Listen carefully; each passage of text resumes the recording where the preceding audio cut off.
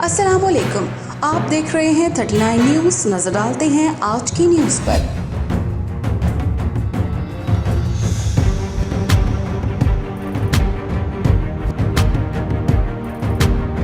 तफसीलात जानते हैं अपने नुमाइंदे से।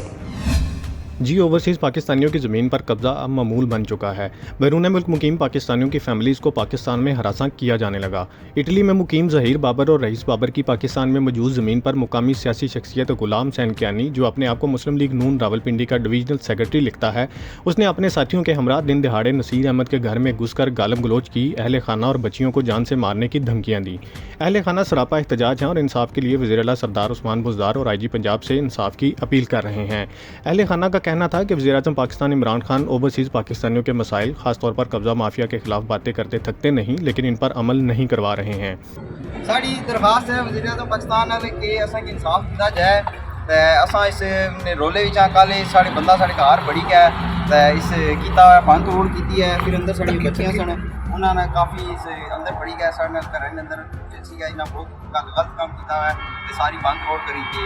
असां सारे की इंसाफ पेश करने हैं यतीम बच्चे निलाना एहसास किया जाए ना यतीम इंसाफ चाहिए जी। ये बंदा बहुत अगे भी इस कब्जे किए तो असें ये जलील पे करना इसमें। याद रहे कि ओवरसीज़ पाकिस्तानियों के लिए पंजाब में ओवरसीज़ पाकिस्तानीज़ कमीशन और वफाक में ओवरसीज़ पाकिस्तान फाउंडेशन के नाम से अदारे तो मौजूद हैं, लेकिन रोज़ बरोज़ के बढ़ते केसेस इन अदारों की कारकर्दगी पर सवालिया निशान लगा रहे हैं। मोहम्मद शोएब जावेद, 39 न्यूज़, सोहावा।